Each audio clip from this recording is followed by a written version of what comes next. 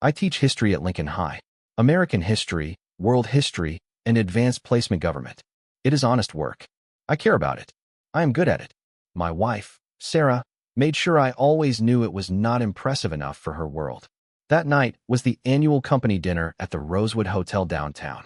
Black tie, open bar.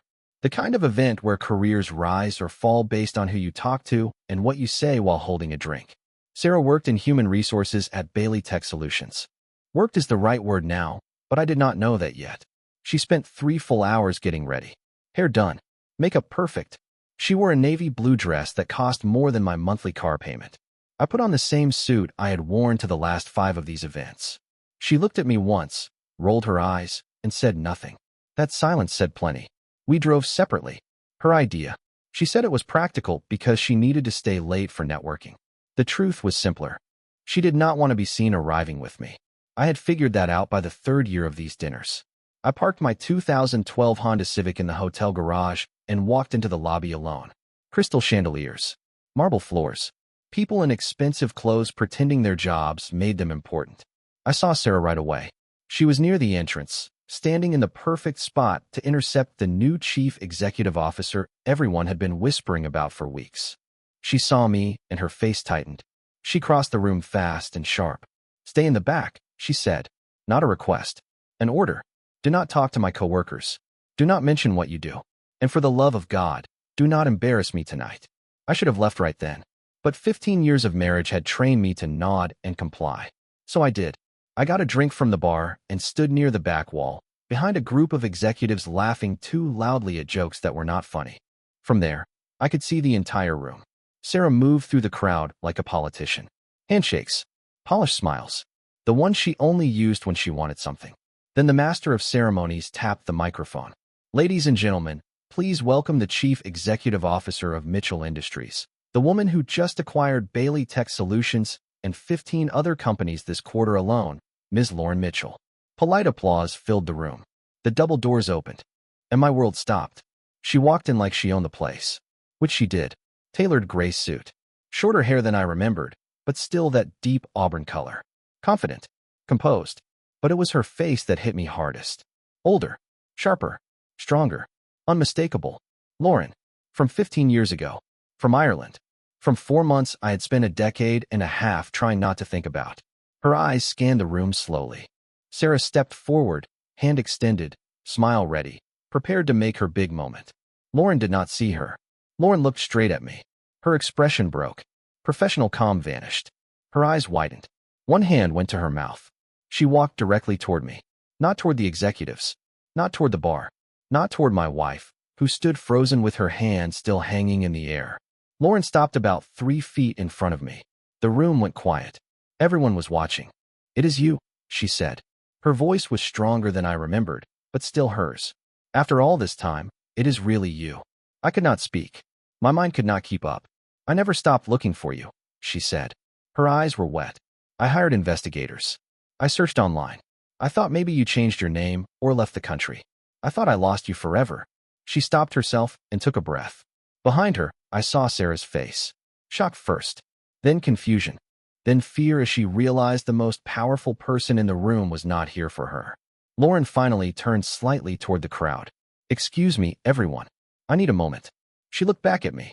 "Can we talk?" I found my voice. "Yes." She motioned toward the hallway. As I followed her, I passed Sarah. Her champagne glass slipped from her fingers and shattered on the marble floor. The sound echoed through the room. No one moved.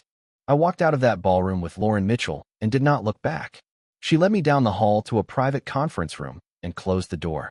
She leaned against it, just staring at me. 15 years, she said quietly. "You look older. Different. But your eyes are the same." I did not know what to say. "I thought you forgot me," I said. "When you stopped writing, I assumed you moved on." Her face fell. "Stopped writing? I never stopped. I sent letters to your apartment in Dublin for months. Everyone came back. I called the number you gave me. It was disconnected." She took a breath. "I moved back to the United States 2 weeks after the program ended. My father had a stroke. And just like that, everything I thought I knew about my life cracked wide open. I left you my parents' address in Ohio, not Dublin," I said. "I waited for letters that never came." She closed her eyes like the weight of it finally crushed her. The address you gave me that last night at the pub. I was drunk. I wrote it down wrong. When I got back to my dorm and looked at the napkin, half of it was smeared. I thought it said Dublin. 15 years. 15 years of wondering. 15 years of questions that never had answers. All because of ink smeared on a bar napkin. I went back to Ireland 3 times, Lawrence said. I walked the Trinity campus looking for you. I contacted the exchange program office, but they said privacy laws would not let them give me your information. When I made my first million, I hired a private investigator. He searched for months and found nothing. You had moved. Your middle name was not listed anywhere. You were a ghost. You made your first million? I asked, still trying to process everything. She gave a small smile that did not reach her eyes. Several billion, actually. I threw myself into work after I lost you. Started a tech company in my garage. Sold it 5 years later. Started another. Then another. Bought companies. Expanded nonstop. People think I am driven, she said. The truth is, I was running. Running from losing the only person who ever made me feel like myself. I sat down in one of the conference chairs. My legs felt weak. You have been looking for me for 15 years? On and off. More seriously, the last few. When I saw Bailey Tech Solutions was headquartered in this city, I insisted on handling the acquisition myself. I thought maybe, somehow, you would still be here. It was a long shot. A desperate one. She sat across from me. Then I walked into that ballroom tonight and saw you. I knew instantly. Lauren, I said, I am married. I saw the ring. I saw her too. The woman who told you to stand in the back. Her tone sharpened. You have been married 12 years. Do you love her? The question hung between us. I should have said yes right away. That is what a husband is supposed to say. But I could not. It is complicated, I said. That is not an answer. No, I admitted. I do not love her. I do not think I ever did. Not the way I should have. Lauren leaned forward. I never married. I dated. I had relationships. But none of them were you. None of them made me feel what I felt that semester in Galway. I thought I was being foolish, she continued. Holding on to something from 15 years ago. But seeing you tonight, I know I was not wrong. What we had was real. There was a loud knock on the door. Hard. Angry. Are you in there? Sarah's voice cut through the room. Open this door right now. Lauren stood and opened it. Sarah pushed past her. What the hell is going on? She demanded. Do you have any idea how humiliating that was? The chief executive officer walks right past me and goes straight to you. She pointed at me. You, a high school teacher who cannot even afford a decent suit. I would appreciate it if you did not speak to him that way, Lauren said calmly. Sarah spun toward her. Excuse me? Do you know who I am? I am the Human Resources Director. I have worked at Bailey Tech for 8 years. I earned my position. And you were the Human Resources Director, Lauren said. Past tense. As of tonight, your role is being restructured. We will discuss details Monday morning at 9 o'clock. My office. Sarah's face drained of color. You cannot do that. I own the company, Lauren replied. I can do whatever I want. And what I want right now is for you to leave this room. She opened the door and held it. We are finished here. You cannot just. I can. And I am. Good night. Sarah turned to me, panic creeping into her eyes. Are you coming? I stayed seated. No. Her face twisted. Fine. Do not bother coming home tonight. She stormed out. Lauren closed the door and turned back to me. I am sorry. I let my emotions get in the way of professionalism. Do not apologize, I said. She has treated me like that for years. It felt good to see someone finally stop her. How long has she been like that? Always. I just refused to see it. She married me because I was safe and would not interfere with her career. I married her because I was lonely and thought I would never find what I had with you again. I stood up. But I cannot do this, Lauren. You cannot walk back into my life after 15 years and expect everything to be simple. I know, she said. I am not asking for simple. I am asking for a conversation. To see if what we had was real or just memory. She pulled a business card from her jacket and wrote on the back. That is my personal number. I will be in town for 2 weeks finishing the acquisition. If you want to talk, call me. If you do not, I will understand. I took the card. I need time. Take all the time you need. She paused at the door. For what it is worth, I never forgot you. Not one day in 15 years. Then she left. I stood alone in that conference room, holding a business card, trying to understand how my life had completely fallen apart and possibly begun again in the span of 30 minutes. I sat in my car in the hotel parking garage for 20 minutes before I could even think about driving home. My phone would not stop buzzing. Text after text from my wife. 17 of them. I did not open a single one. Instead, I stared at the business card in my hand. Lauren Mitchell. On the back, she had written her personal number. Just one word next to it. Please. I finally drove home. The house was dark except for the living room. My wife, Sarah, was sitting on the couch in her dress. Her makeup was smeared from crying. She looked up when I walked in. Where were you? She asked. Sitting in my car, I said. Thinking. About her? Yes. She stood up fast. Who is she? Some old girlfriend? A fling? We dated for 4 months during my study abroad program, I said. 15 years ago. Then we lost touch. And she acts like you are the love of her life, Sarah said with a bitter laugh. That is pathetic. Both of you are. I set my keys on the table. When was the last time you told me you loved me? She frowned. What? When was the last time you said it and meant it? She opened her mouth, then closed it. That is not fair. You cannot remember, I said. Neither can I. Because you do not love me. You never did. That is not true. I was convenient, I said. I had a steady job. I stayed out of your way. I did not demand much. I was the perfect accessory for someone who wanted to be married without actually having a marriage.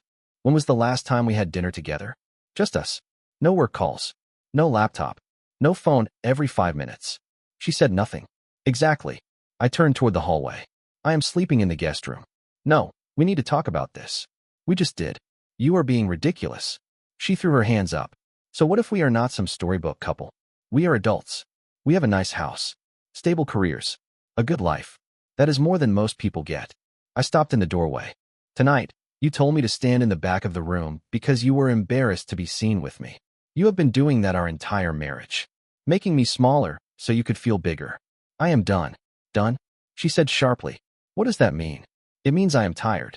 I am tired of feeling like I am not good enough.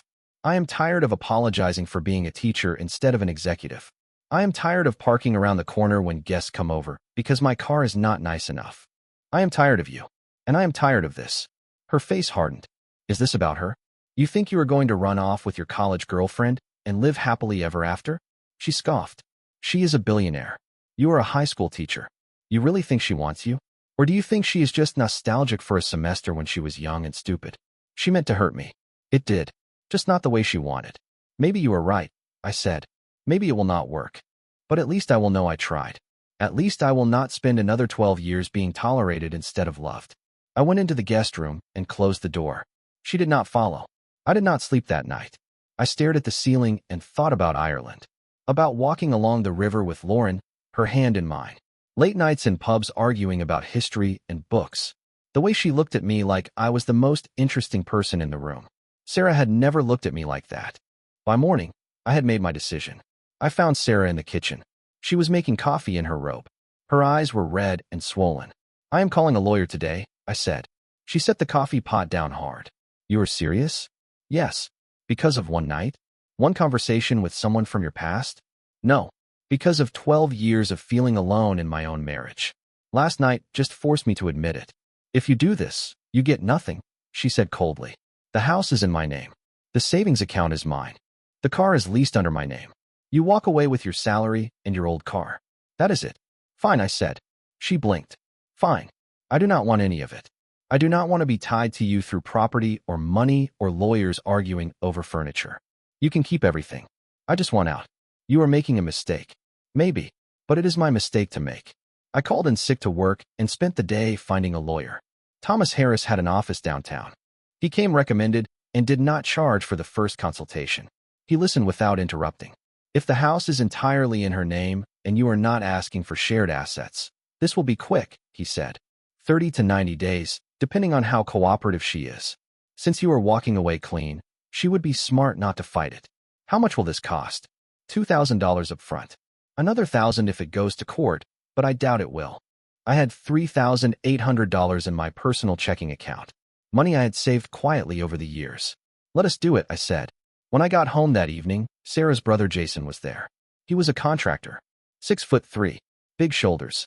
The kind of guy who thought intimidation solved everything. He stood in the living room with his arms crossed. We need to talk, he said. I shook my head. I have nothing to say to you. My sister calls me crying, he snapped. And that was when I realized this was only the beginning of the fallout. But for the first time in a long time, I did not feel afraid. I felt decided. He said, So you are really divorcing my sister over some woman you knew in college? Partially, I said. That woman just helped me see what I should have noticed years ago. He stepped closer, trying to fill the space. You think you can just walk away from your responsibilities? From your marriage? Yes, I do. You are being selfish. I laughed, short and tired. Selfish? Your sister spent 12 years treating me like an inconvenience. Last night she told me to stand in the back of a room so I would not embarrass her. But somehow I am the selfish one for wanting out. She works hard, he snapped. She is under pressure. You should be more understanding. I have been understanding for over a decade. I am done understanding. He moved closer, trying to loom over me. It was an old trick. Probably worked on most people. I did not move an inch. You need to leave, I said. This is between me and her. Or what? Or nothing. I am not going to fight you. But I am also not going to be intimidated in my own home. You can walk out on your own, or I can call the police and have you removed. Your choice. He looked at my wife. She hesitated, then nodded. He left, shooting me a look that was supposed to scare me. It did not. My wife and I stood there in the living room, the air thick and quiet. You have changed, she said. No, I said. I stopped pretending. She sat down on the couch. If you leave, you will regret it. One day you will wake up and realize you threw away a good marriage for nothing. This was not a good marriage. It was a comfortable prison, and I would rather have nothing than spend another year here. I went back to the guest room. My phone buzzed. A text from an unknown number. If you need a place to stay, I am at the Rosewood. Suite 412. No expectations. Just offering. Natalie. I stared at the screen for a long time. Then I started packing. I did not go to Natalie's hotel that night. Instead, I called Brian, my friend from college who taught chemistry in the classroom across the hall from mine. He said I could sleep on his couch as long as I needed. I packed 2 suitcases. Clothes. My laptop. A few books. The things that actually mattered. My wife stood in the bedroom doorway watching. She did not say anything. There was nothing left to say. Brian lived in a small house on the east side of town. 1 bedroom. A cluttered kitchen. A couch that had clearly lived a full life. He handed me a beer and did not ask questions. That was why we had been friends for 20 years. How long do you need the couch? He asked. A week. Maybe 2. Until I find a place. Take your time. I am never home anyway. Too busy grading lab reports and pretending teenagers care about molecular structures. I slept better on that couch than I had in my own bed in years. The next morning, I texted Natalie. Thank you for the offer. I am staying with a friend. Can we meet for coffee? She replied in 30 seconds. Harbor Cafe. 10 in the morning. I got there early. The cafe was quiet. A few people on laptops pretending to work. Natalie walked in right at 10. Jeans. Sweater. No entourage.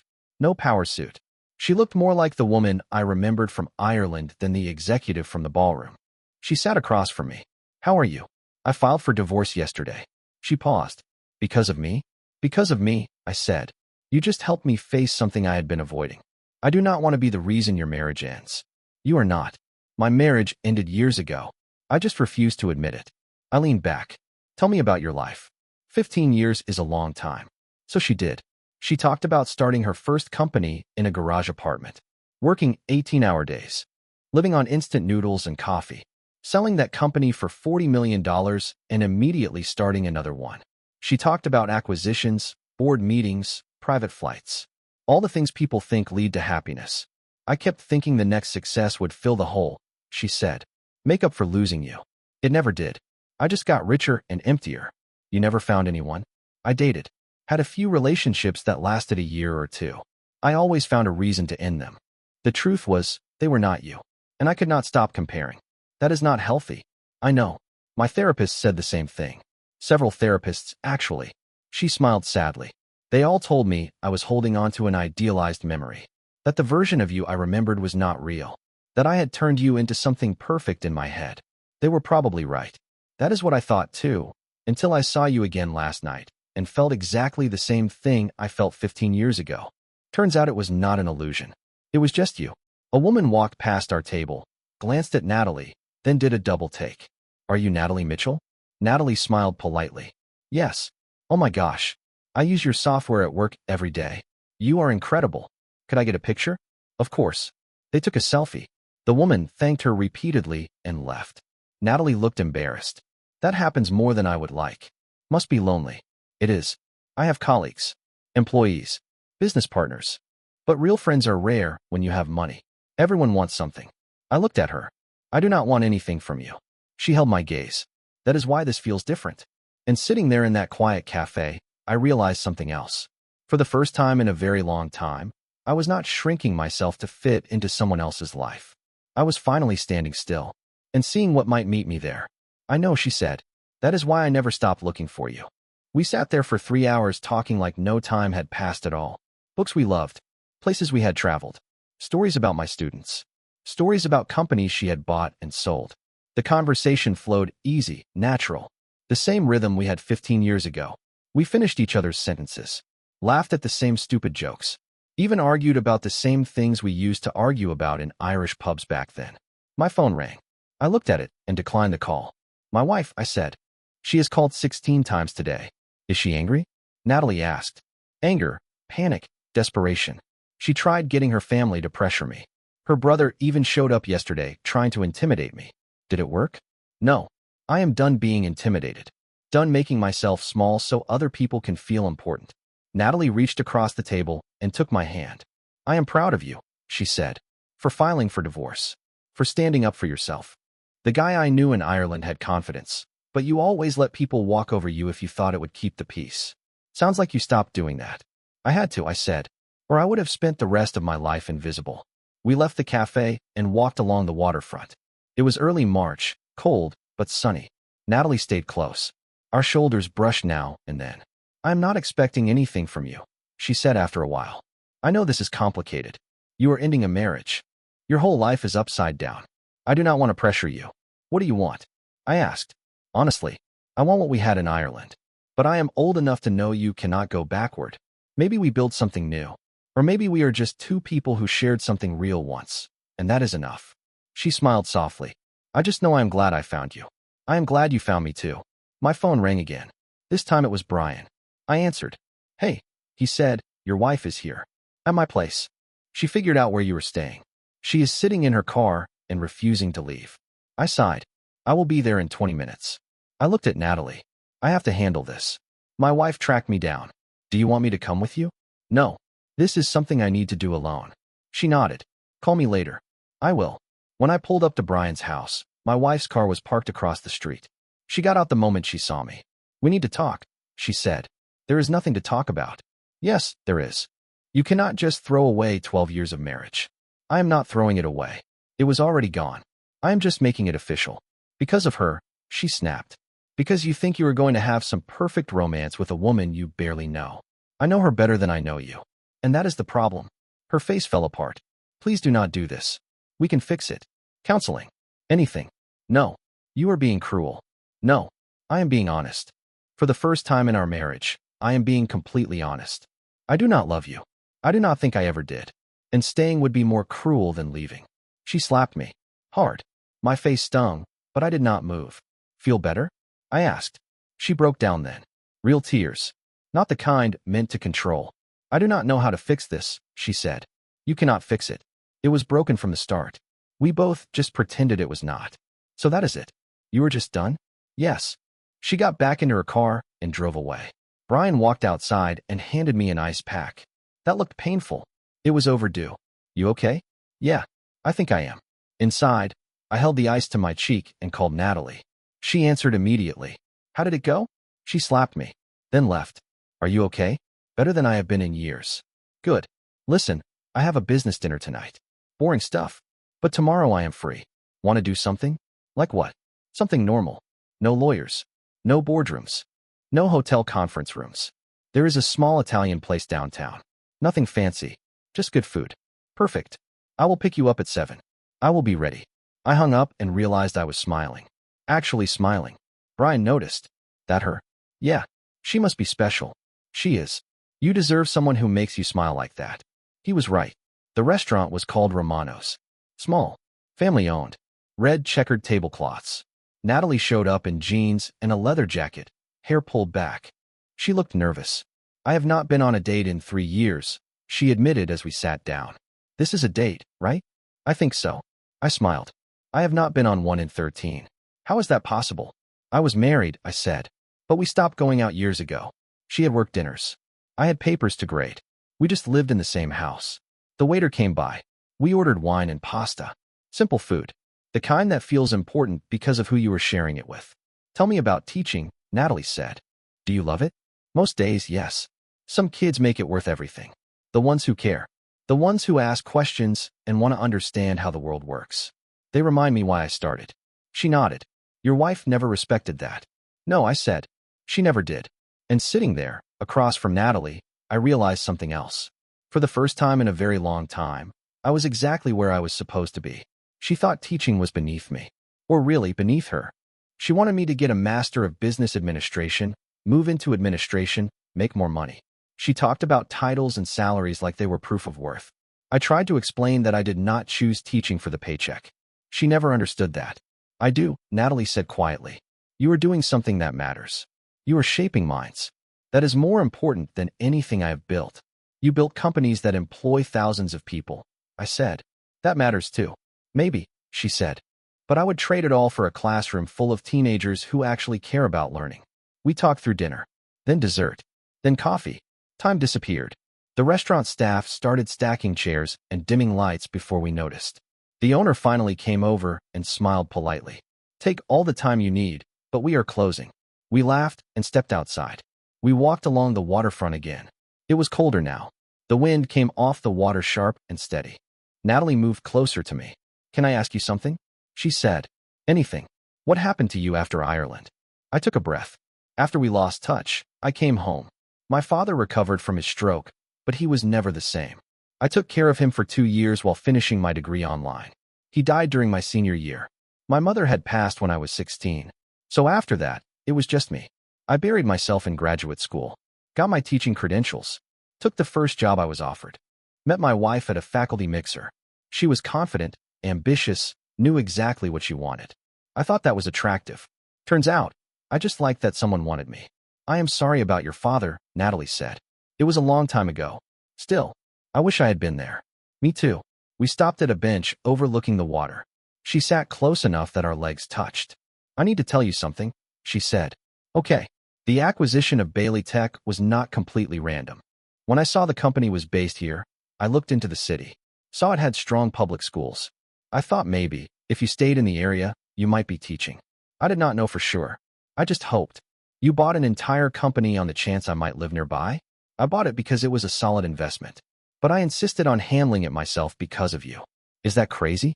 Probably. I smiled. But I am glad you did. She turned toward me. I do not want to complicate your life. But I need you to know that the last few days with you have been the happiest I have been in 15 years. I do not know where this goes. I just needed to say it. You do not have to say anything back. I did not answer with words. I kissed her. It was not planned. I did not think about it. It just felt like the only thing that made sense. She kissed me back. When we pulled apart, she was crying. I have imagined that moment for 15 years, she whispered. It was better than I remembered. We should take this slow, I said. My divorce is not final. Your life is in California. Mine is here. This is complicated. I know. But I am done caring about complicated.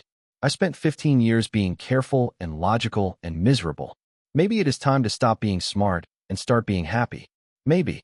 We sat on that bench another hour. Her head on my shoulder. Talking about everything and nothing. Eventually, I drove her back to her hotel. She kissed me goodnight in the lobby, then hesitated. Do you want to come up? I do. But I should not. Not yet. She nodded. Soon. I drove back to Brian's place. He was watching a basketball game. Good night. He asked. Best night I have had in over a decade. He looked at me. She is the one, right? Yeah, I think she is. The next week moved fast. My lawyer filed the divorce papers. My wife did not contest them, but she made everything difficult anyway. She demanded meetings to divide household items. I told her to keep everything. She did not understand. This is our life, she said, waving her arm around the house. 12 years of building something together. This was your life, I said. I was just visiting. She threw a coffee mug at the wall. It shattered. I left without another word. Natalie and I saw each other every day. Coffee before school. Dinner most nights. Walks. Long phone calls when she worked late. We were taking it slow. It did not feel slow. It felt like picking something back up that had been set down by mistake. That Friday, she told me something over lunch. The acquisition is finalized. I am flying back to California on Sunday. My stomach dropped. I have to go, she said. Headquarters, board meetings, investor calls, other deals. She reached across the table and took my hand. Come with me. What? Just for a week. See where I live. See if you could be happy there. Natalie, I have a job. Students. Responsibilities. Spring break is in 2 weeks, she said. Come then. Please. I looked at her. And for the first time, instead of thinking about what could go wrong, I wondered what might finally go right. I was not ready to say goodbye yet. I am not either, Natalie said. But my life is there. Is it? I asked. Or is your life wherever you decide to build it? She had a point. What was really keeping me here? A job I could do almost anywhere. A friend letting me crash on his couch. An ex-wife I never wanted to see again. No close family. No roots deep enough to hold me in place. Let me think about it, I said. That is all I am asking. Sunday came too fast. I drove Natalie to the airport. We sat in the car outside the departures terminal, neither of us wanting to open the doors. I meant everything I said, she told me. About California. About building something new. I know it sounds fast. I know it sounds reckless. But I spent 15 years playing it safe and being miserable. I am done with safe. What if this does not work? I asked. What if we are just chasing something that only felt special because we were young and in Ireland and everything felt magical? Then we will know. But I would rather try and fail than spend another 15 years wondering what if.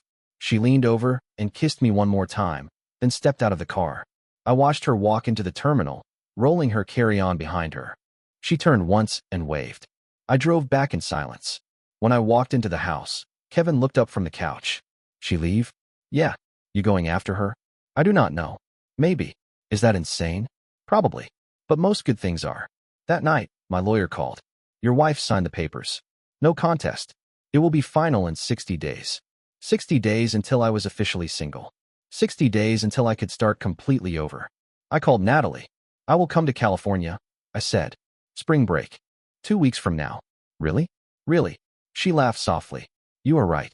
I am tired of playing it safe too. So am I. After I hung up, I lay on Kevin's couch staring at the ceiling.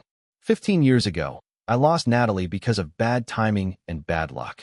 Now I had a second chance. I was not going to waste it. For months later, I was standing in my new apartment in San Francisco. 1 bedroom. Small. A view of the bay. Nothing fancy. But it was mine. The divorce finalized 8 weeks earlier. My ex-wife tried one last guilt trip, showing up at my school claiming I had abandoned her. My principal, who knew the full story, politely asked her to leave. The last I heard, she had been reassigned to a smaller role during a restructuring at Bailey Tech Solutions. They called it reorganization. I called it consequences. I finished out the school year, gave my notice, and moved west in June. I found a teaching job at a private school in Palo Alto. Better pay. Smaller classes. Students who actually wanted to learn. Natalie and I took things slow. Dinners. Weekend trips. Learning who we were as adults instead of idealistic kids. Last month, we went back to Ireland together. Walked the same streets in Galway. Sat in the same pubs. It was not the same. It was better. Because this time, we were not running from anything. She is at my door now, holding takeout containers and a bottle of wine. First day at the new school, she asks, how is it? Good. Different, but good. We eat on the balcony overlooking the water. The sun is setting, turning everything gold. Any regrets? She asks. About leaving? No. About us? Definitely not. Good, she says. Because I have something to ask you. She pulls an envelope from her bag. 2 tickets to Dublin. We leave in December. I thought maybe we could spend the holidays there together. Properly this time. I smile. I would like that. And maybe, she adds carefully, you could start keeping some things at my place. A drawer. A toothbrush. Whatever feels right. Are you asking me to move in eventually? When you are ready. No pressure. I lean over and kiss her. I am ready. For 15 years, I wondered what if. Now I know. And it is better than I ever imagined. My phone buzzes. A text from Kevin back home. You good? I type back. Better than good. And for the first time in a very long time, I mean it.